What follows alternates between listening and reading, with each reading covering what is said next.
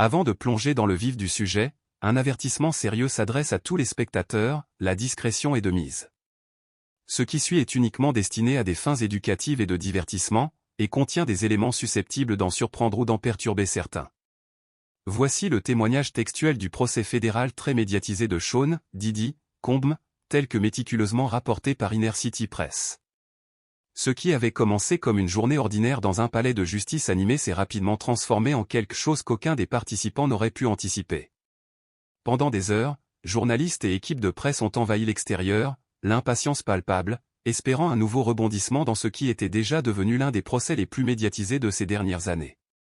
À l'intérieur, la salle d'audience était bondée. La galerie débordait de spectateurs, journalistes, bloc-notes à la main, avocats, dossiers à la main, et curieux avides d'histoire. Les téléphones avaient été confisqués à l'entrée, les appareils photos étaient strictement interdits, et une tension presque suffocante régnait dans la salle. Pourtant, malgré toute cette sécurité et cette attente, personne n'était préparé à ce moment qui allait bouleverser tout le monde. Le nom qui résonna dans la salle était si inattendu qu'il lança un cri d'incrédulité sur tous les visages présents. Le témoin appelé était simplement appelé « le bébé ». Pas de cortège, pas d'entrée en grande pompe, pas de préambule, juste un jeune homme vêtu d'un costume noir impeccablement coupé, marchant d'un pas posé vers la barre, d'une présence calme et autoritaire. Ce n'était ni un coup monté ni un spectacle. Il était là pour rendre des comptes. Lorsque le procureur lui a demandé s'il avait des informations pertinentes pour l'affaire, il n'a pas répondu par un simple « oui » ou « non ». Il a plutôt prononcé un nom unique et explosif, Beyoncé. La réaction fut instantanée et viscérale. La salle d'audience entière sembla figée, comme si l'air s'était solidifié. L'absence de téléphone et d'appareil photo accentuait l'intensité, rien ne venait distraire l'ampleur de ce qui venait d'être dit. Les journalistes échangèrent des regards stupéfaits, leurs stylos flottant dans les airs, et même le juge se pencha légèrement en arrière, comme s'il avait besoin d'un instant pour assimiler ce développement imprévu. Beyoncé, la reine, l'icône intouchable, la femme que beaucoup pensaient être à l'écart des courants sordides qui tourbillonnaient autour de cette affaire, venait d'être propulsée au centre de tout cela. Sans broncher, le bébé poursuivit avec un calme déconcertant. « J'ai des images, dit-il d'un ton neutre, et ça change tout. » L'accusation se pencha en avant, soudain dynamisée par la gravité de la révélation, tandis que la défense s'efforçait de se remettre en question. Sean Diddy, qui affichait autrefois une assurance suffisante, était maintenant assis, raide comme un fantôme, agrippé au bord de la table. Mais le bébé n'était pas fini. Regardant le jury droit dans les yeux, le regard fixe et la voix posée, il dit « Tout le monde se demande qui Diddy contrôlait. Mais la vraie question devrait peut-être être, qui lui a donné ce pouvoir de contrôle ?» À ce moment électrisant, le procès cessa de se résumer à des fêtes secrètes, des contrats commerciaux ou des querelles publiques. Il se transforma en un examen brutal du pouvoir, celui exercé par ceux qui se croient intouchables, même lorsqu'ils se trouvent dans la même pièce que la femme la plus influente de l'histoire de la musique. À partir de ce moment, le nom de Beyoncé a été gravé dans le dossier judiciaire, ouvrant la voie à un bouleversement sans précédent. Après ce moment sismique au tribunal, le procureur principal s'est ressaisi, ajustant sa veste avant de poser la question que tout le monde attendait, « Monsieur Kirk, suggérez-vous que Beyoncé Knowles Carter est impliquée d'une manière ou d'une autre dans cette affaire ?» La réponse du bébé était mesurée, réfléchie. « Non, dit-il calmement. Je dis simplement qu'elle était suffisamment proche de Diddy pour que les gens cessent de se demander qui il contrôlait et commencent à se demander qui lui permettait de s'approcher autant. » Un silence s'abattit sur la salle, non pas sous le choc d'une accusation, mais par la reconnaissance collective d'une vérité tacite. Il ne s'agissait pas d'une accusation de délit. Il s'agissait de la dénonciation d'un système, un accord tacite entre les élites, une culture où le pouvoir et l'influence s'exercent à huis clos, et où même les personnalités les plus vénérées évoluent sur un fil entre privilèges et compromis. Il poursuivit, la voix posée, racontant un moment que peu connaissaient, lors des BET Hip Hop Awards 2015, j'ai été témoin de quelque chose que personne d'autre n'était censé voir. L'espace VIP des coulisses était vidé, la sécurité renforcée, les caméras éteintes. Mais alors que je me dirigeais vers une répétition de dernière minute, j'ai traversé un étroit couloir près du salon où ils étaient là, Beyoncé et Diddy. La salle d'audience était silencieuse, tous les regards étaient rivés sur le témoin. La façade confiante de Diddy était maintenant fêlée, des gouttes de sueur trahissaient sa nervosité. Il ne se contentait pas de parler, expliqua le bébé. Il y avait une certaine intimité au pas romantique, mais bien plus complexe. La façon dont Didi lui touchait le bras, dont elle se penchait vers elle, et l'absence flagrante de leur entourage, tout était orchestré, comme pour cacher ce moment. Lorsqu'on lui a demandé des preuves matérielles, le bébé a acquiescé. Oui. J'ai une vidéo, un court extrait obtenu plus tard d'un agent de sécurité qui a mystérieusement perdu son emploi peu après la remise des prix. Il m'a prévenu, il y a des choses qu'on ne filme pas. Mais je l'ai fait. Il a soigneusement analysé les images pour tous les participants. Il n'y avait aucun son, juste un langage corporel silencieux et éloquent. On y voyait Didi poser nonchalamment sa main sur le bas du dos de Beyoncé, se penchant pour murmurer quelque chose. Sa réaction était subtile mais révélatrice. Ce n'était pas son habituel sourire poli, prêt pour la scène. Il était plus doux, plus sincère, une expression détendue qui suggérait quelque chose de bien plus personnel et intime que ce que le public était censé voir. Mais l'instant fut fugace. Alors qu'une autre personne arrivait au coin de la rue, ils se séparèrent aussitôt, reprenant leur rôle professionnel comme si de rien n'était. Les caméras captèrent ces 2 brèves minutes d'inattention, des moments qui allaient bientôt prendre une signification bien plus profonde. Puis vint la déclaration qui réduisit la salle au silence et fit des vagues dans les tribunes de presse. Cet extrait ne prouve aucun acte criminel, expliqua le témoin d'une voix ferme mais chargée. Ce qu'il prouve est tout aussi accablant, Didi croyait que Beyoncé lui appartenait. Peut-être pas comme les tabloïds aiment raconter des histoires de liaison ou de scandale. Mais dans un état d'esprit prédateur où la possession est synonyme de contrôle, ou où l'on croit posséder tout ce qui nous entoure. Le jury resta stoïque, absorbant la gravité sans réagir. Mais hors de la salle d'audience, les rumeurs avaient déjà commencé à dégénérer. Ce que le témoin a surnommé simplement « le bébé » révélé n'était ni des ragots ni un scandale de célébrité. C'était un aperçu glaçant des rapports de force sous une surface brillante. Malgré tout le charme de Didi et son image soigneusement entretenue de magnate, nourrie par le champagne et le charisme, il avait toujours manié l'accès au pouvoir comme une arme. Et le bébé n'était pas fini. Loin de là. Vous voulez savoir comment j'ai su que ce moment comptait, a-t-il lancé au tribunal, se penchant comme pour partager un secret. Parce que juste après cette cérémonie, tout a changé avec Gégé. Tout ce qui attirait l'attention. Gégé n'a pas seulement changé de comportement, il a disparu des scènes habituelles où ces deux-là partageaient la vedette. La salle d'audience, encore sous le choc de la révélation de Beyoncé, se préparait à ce qui allait suivre, une bombe qui promettait de dévoiler encore plus de détails sur l'histoire. Il y a beaucoup de choses que tu n'as pas vues, continua le bébé, la voix basse et conspiratrice. Des manœuvres en coulisses, des changements que tu ne remarquerais pas si tu n'observais pas attentivement. Crois-tu vraiment que tous ces liens se sont estompés à cause de conflits d'horaires? Non. C'était calculé. Il pointa du doigt une tendance dont personne n'avait parlé publiquement. Après 2015, Didi a cessé d'apparaître au brunch de Roc Nation, ces rassemblements prestigieux où les plus grands noms de la musique se rencontrent et font la fête. Les projets collaboratifs entre les deux magnats ont discrètement disparu. Les événements qui les mettaient autrefois en avant côte à côte, le Megala et les lancements de Tidal, ne les ont plus mis ensemble. Le bébé a affirmé que Gégé avait vu la vidéo. Peut-être pas l'extrait exact qu'il possédait, mais une version lui est parvenue. Des sources proches du milieu ont murmuré que Gégé avait visionné un clip en privé, choisissant de ne pas réagir publiquement à ce qui ne lui ressemblait pas du tout. Mais en coulisses, il a commencé à prendre ses distances, excluant Didi de son cercle avec une précision discrète. C'est là, selon le bébé, la véritable corrosion qui ronge les fondations de l'Empire. Gégé savait quelque chose, dit le bébé suffisamment pour comprendre que celui qu'il avait autrefois considéré comme un père, peut-être même un ami, avait franchi une limite qu'aucun accord commercial ne pouvait justifier. Pas assez pour affronter Beyoncé ouvertement ou détruire un empire, mais assez pour briser la confiance et imposer le silence. Puis vint une accusation presque chuchotée qui stupéfia la salle d'audience. Et si Beyoncé n'avait jamais consenti? Et si elle avait été coincée, piégée? Et si le silence de Gégé n'était pas une trahison, mais une forme de protection? Même le sténographe judiciaire s'est arrêté, les doigts planant au-dessus du clavier, luttant pour suivre le rythme du récit qui se déroulait. Le bébé a continué à insister. Après cette année-là, a-t-il dit, Beyoncé a commencé à resserrer son cercle. Avez-vous remarqué que plus personne ne la touche en public? Que son équipe se déplace comme un détachement de sécurité secret. Ce n'est pas juste pour la frime. Quelque chose s'est dangereusement approché, et maintenant il la protège comme une forteresse. Il a ensuite laissé échapper une dernière phrase glaçante avant la suspension de l'audience. Si Didi avait eu ce genre d'accès à Beyoncé, ne serait-ce qu'une seule fois, alors personne dans cette industrie n'aurait jamais été vraiment en sécurité. Il ne s'agissait pas d'un simple témoignage, mais d'une mise en accusation du système tout entier. Un exposé accablant du silence, de la manipulation et d'un code secret qui rendait même les célébrités les plus intouchables vulnérables lorsque des prédateurs se faisaient passer pour des rois. À la reprise de l'audience, le bébé n'a pas simplement repris la barre, il a assumé la situation. Fini toute tentative de dramatisation. Il a apporté l'essentiel, des preuves.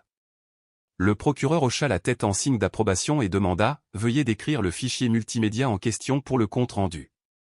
Regardant le jury droit dans les yeux, le bébé dit « Je n'ai pas volé ça. Je ne l'ai pas divulgué. Je l'ai juste vu. Mais ce que j'ai vu est quelque chose que vous devez tous entendre, car cela révèle tout sur la façon dont cet homme fit un geste vers Didi utilise des moments réels comme levier. Il a peint un tableau vivant. Les images n'étaient ni granuleuses ni clandestines. Il s'agissait d'un enregistrement de haute qualité des coulisses d'un événement de 2015 auquel Beyoncé assistait, surprise par un rare moment d'inattention. Elle semblait détendue, libérée de la pression constante de sa performance, presque comme si elle était enfin libérée du travail. Puis Didi est apparu. Selon le bébé, la vidéo ne montrait aucun échange verbal entre eux.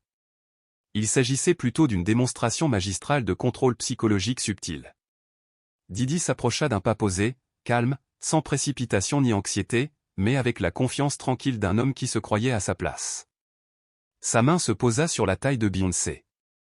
Elle ne s'écarta pas. Au lieu de cela, elle baissa brièvement les yeux, puis les releva en souriant. Il murmura quelque chose, et elle rit doucement. Bref, certes, mais les implications étaient énormes. Le bébé a affirmé que si ce clip était rendu public, il bouleverserait Internet, non pas à cause du scandale qu'il dépeint, mais à cause de la vérité tacite qu'il révèle. Et il y avait plus. Il a révélé l'existence d'un autre fichier, non seulement une vidéo, mais une collection de captures d'écran d'événements privés et d'after-party. Une image, selon lui, montrait Didi embrassant Beyoncé sur la joue, la main sur l'épaule, tandis que Gigi se tenait à quelques pas, observant la scène en silence. Interrogé sur la façon dont il avait obtenu ces fichiers, le bébé hésita, puis répondit « Je ne peux pas citer de nom, mais il existe un réseau d'initiés lassés des secrets de l'industrie. Quelqu'un m'a fait confiance parce que j'ai été des deux côtés, j'ai vu le prix du silence. » Le juge a demandé au jury de ne pas tenir compte des photos, à moins qu'elles ne soient admises comme preuve formelle. Pourtant, le mal était fait, le récit a été irrémédiablement altéré. Penché vers le microphone, le bébé a prononcé une vérité finale et percutante. « Tu crois encore que c'est une question de fête et de clip ? Non. C'est la façon dont Didi collectionnait les gens comme des trophées. Et si Beyoncé était un jour l'un de ces trophées, ne serait-ce qu'un instant, quelle chance avions-nous, nous autres ? » La phase suivante de son témoignage s'est étendue au-delà des individus, elle a impliqué la machine dans son ensemble. Il a commencé lentement. « Tu crois que Beyoncé entre dans une pièce sans protection ? Chaque seconde de sa vie est programmée, surveillée, scénarisée. Pourtant, Didi a réussi à s'approcher d'elle. Pas une fois, mais à plusieurs reprises. Ça n'arrive que quand on détourne le regard. Il a expliqué la dure réalité de l'industrie. Ce secteur ne repose pas uniquement sur le talent. Il repose sur l'accès. Vous voulez le poste, le titre, l'invitation ? Alors, jouez le jeu, aucune question ne vous sera posée lorsque certains noms apparaissent. Le bébé se souvient d'un incident révélateur survenu en 2016 lors d'une after-party exclusive dans une propriété des collines d'Hollywood. Beyoncé était arrivée en retard, entourée d'un important dispositif de sécurité. Pourtant, quelques minutes plus tard, elle était assise à côté de Didi, déjà postée dans une zone VIP délimitée par des cordons. « Je n'ai rien vu se passer », a-t-il dit, mais la pièce a changé. Les gens ont chuchoté. Un type à côté de moi a dit « Ils ont toujours ce truc, hein ?» J'ai demandé « Lequel ?» Il a répondu « Didi et Bay ?» Ça remonte à loin. Lorsque l'accusation lui a demandé si le bébé croyait que Beyoncé était sous le contrôle de Didi, il a répondu fermement « Non. Je crois qu'elle était sous pression, le genre de pression qu'on ressent lorsqu'un homme comme Didi détient des histoires, des images ou des rumeurs. Quand quelqu'un convainc les gens qu'il est intouchable, il devient un fantôme. On ne peut pas l'arrêter. Il a dénoncé le mur de silence presque impénétrable qui entourait Beyoncé. Son équipe exerce un pouvoir plus fort que bien des gouvernements.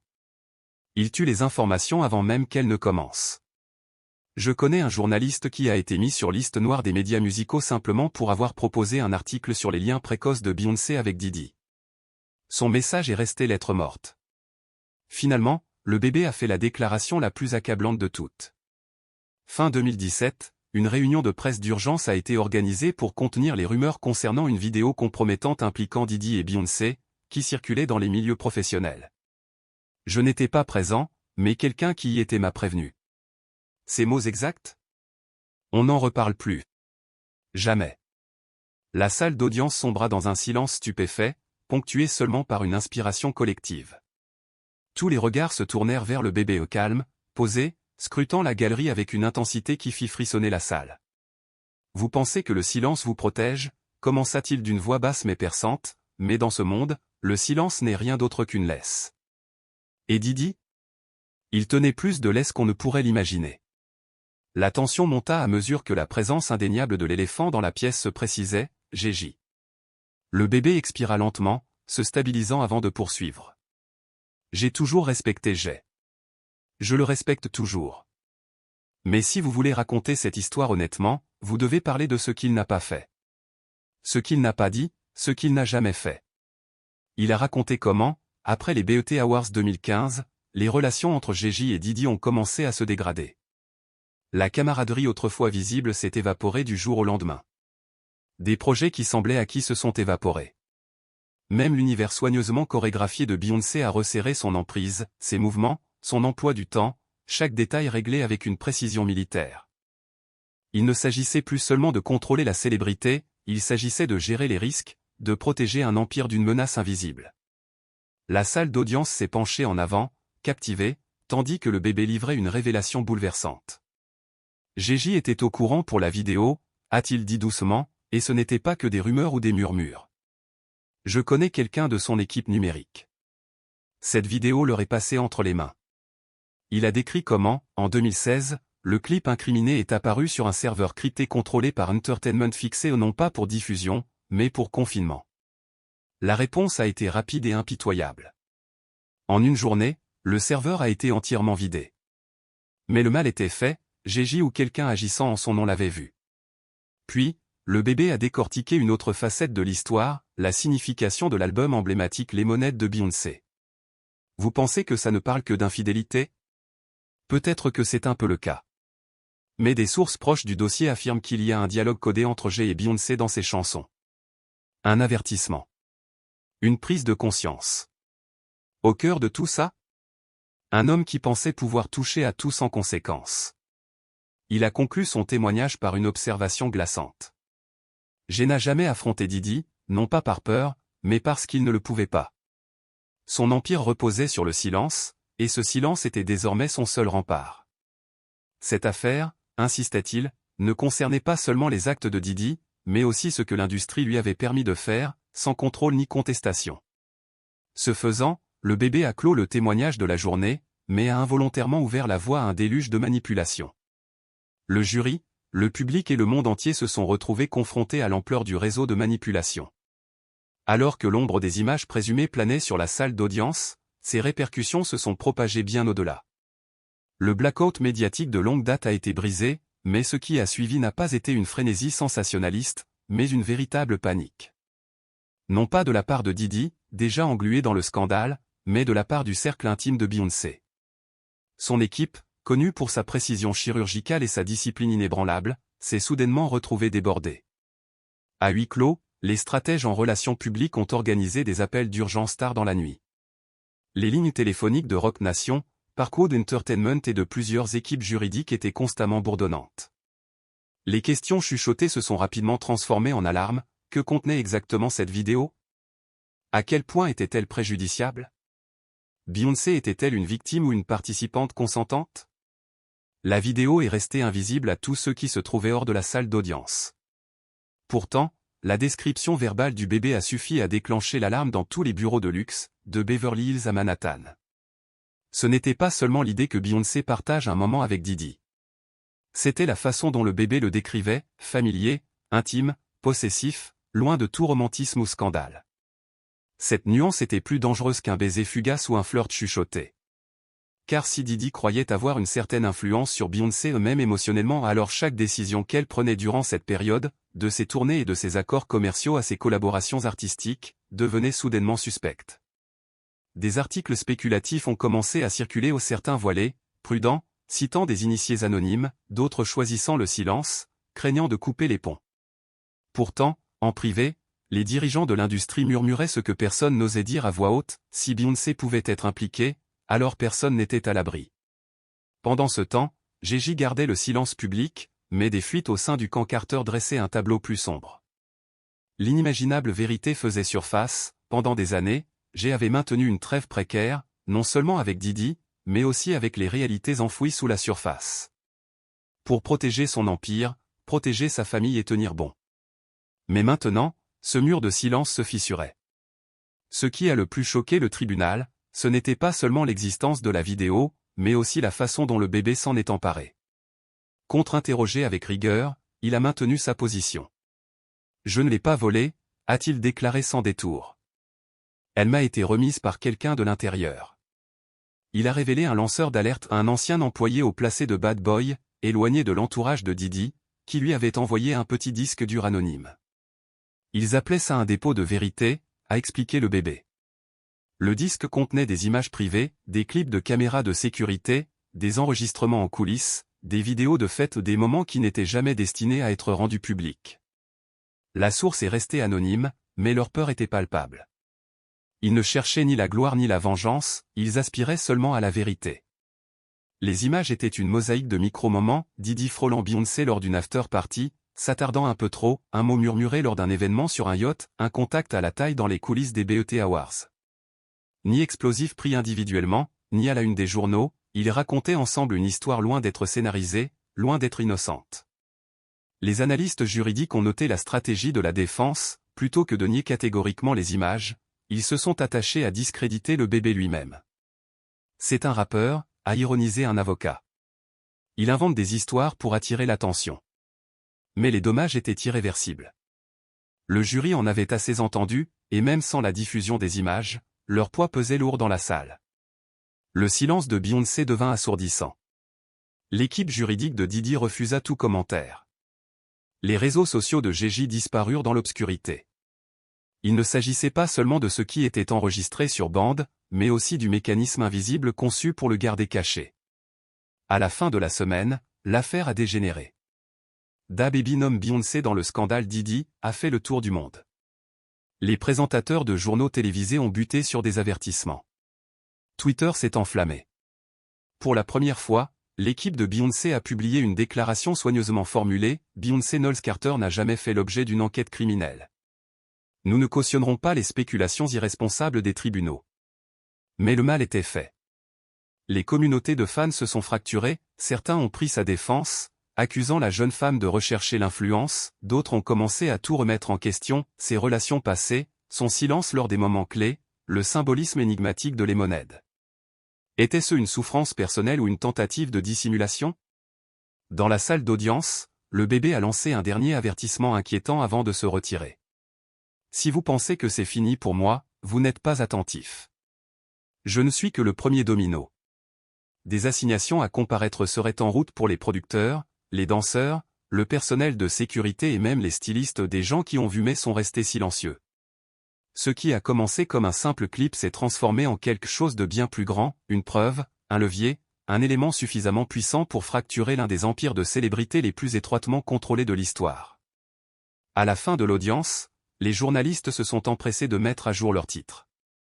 Les jurés ont chuchoté entre eux, remarquant l'affaissement de Didi, visiblement secoué. Le nom de Beyoncé avait été prononcé à haute voix devant un tribunal, et aucune gestion médiatique n'aurait pu effacer ce fait. Ce procès avait évolué au-delà de Didi.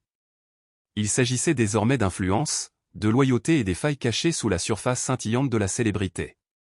Car si le témoignage du bébé était vrai, alors tout ce que le public pensait savoir n'était qu'une illusion soigneusement construite.